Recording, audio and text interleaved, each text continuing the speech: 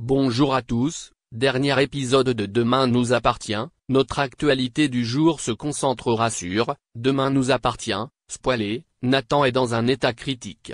Sarah gifle Roxane sur TF1. Dans quelques heures, Nathan aura son premier rendez-vous avec Charlotte. Mona tire des cartes pour découvrir ce qui attend le jeune homme. Soudain, elle déclare avec une grande certitude, « Vous vivrez une passion brûlante et peut-être même le grand amour de votre vie. » Est-ce que Mona le voit bien? Nathan part à la recherche de Charlotte sur son scooter, puis l'emmène jusqu'à une petite crique. Le soleil n'était pas au rendez-vous, mais cela ne les a pas empêchés de passer un bon moment. Soudain, Nathan déclare sa flamme à la jeune fille. Contre toute attente, Charlotte l'embrasse. Après ce premier baiser, elle demanda à Nathan de se rendre dans un endroit plus privé, à l'abri des regards. Le jeune couple a passé l'après-midi dans la chambre d'hôtel, sous la verrière. Nathan révèle à Charlotte que si est la première fois qu'il accélère aussi vite. Elle a répondu qu'elle était impulsive parce que sa vie était chaotique. Quel secret de famille cache-t-elle? Roxane vient de récupérer la moto qu'elle a achetée à Sylvain Moreno. Lorsqu'elle a découvert que sa femme partait travailler sur un véhicule à 2 roues, Sarah n'a pu s'empêcher de faire la moue.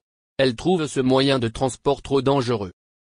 De son côté, Martin a été subjugué par la beauté de la moto. Le policier révèle à Sarah qu'il est prêt à le racheter si Roxane décide de s'en séparer. Pendant ce temps, à l'hôpital Saint-Clair, Adeline informe sa collègue Victoire qu'elle compte séduire Roxane. Quelques minutes plus tard, elle arrive au commissariat avec un objectif précis, se rapprocher du hacker du PTS. Roxane sort du commissariat et aperçoit Adeline près de sa moto. Ce dernier lui a dit, « Tu es superbe habillée comme ça », puis lui a demandé si elle pouvait faire une moto avec lui. Roxane fut surprise par cette demande. Elle lui répondit qu'elle n'avait pas le temps aujourd'hui, mais accepta de l'emmener se promener mercredi, dans la journée. Elle lui a donné son numéro de téléphone pour prendre rendez-vous. Les deux femmes vont-elles se rapprocher? Merci d'avoir regardé et à la prochaine vidéo. N'oubliez pas de vous abonner à notre chaîne. En attendant, dites-nous ce que vous en pensez dans la section commentaires ci-dessous. Si est ça.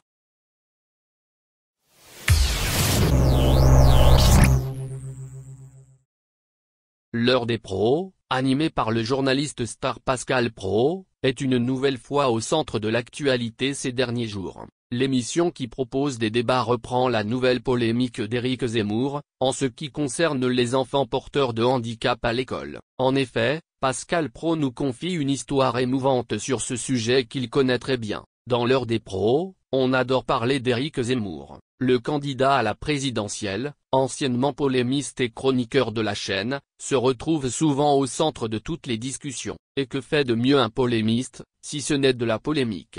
Ainsi, le candidat nationaliste a réussi à lier tous ses opposants politiques, de l'extrême droite à l'extrême gauche autour du thème des enfants handicapés à l'école. Il s'est ainsi exprimé: si les enfants handicapés sont aussi maltraités par l'éducation nationale, c'est en grande partie à cause de l'idéologie égalitariste. Vouloir traiter de la même façon n'efface pas les inégalités, cela les aggrave et peut même les rendre irréparables. Je défends une politique qui offre à toutes les familles de France un parcours souple et approprié à leurs enfants et refuse l'obsession égalitarisme. Je veux multiplier et renforcer les solutions alternatives à l'école, afin d'offrir aux enfants un accueil digne de la mission universaliste de la France. Ces paroles n'ont pas manqué d'agiter la classe politique, qui a condamné ces propos jugés misérabilistes, et prônant l'exclusion. Tour à tour, chaque parti politique s'est exprimé sur le sujet, et les internautes ont fait de même sur les réseaux sociaux. Et ce fut donc également le cas de l'heure des pros. Pascal Praud, le grand patron de l'heure des pros, a invité son équipe à débattre sur les propos du polémiste et candidat à la présidentielle Éric Zemmour concernant les enfants handicapés à l'école. Comme on pouvait s'y attendre de la chaîne,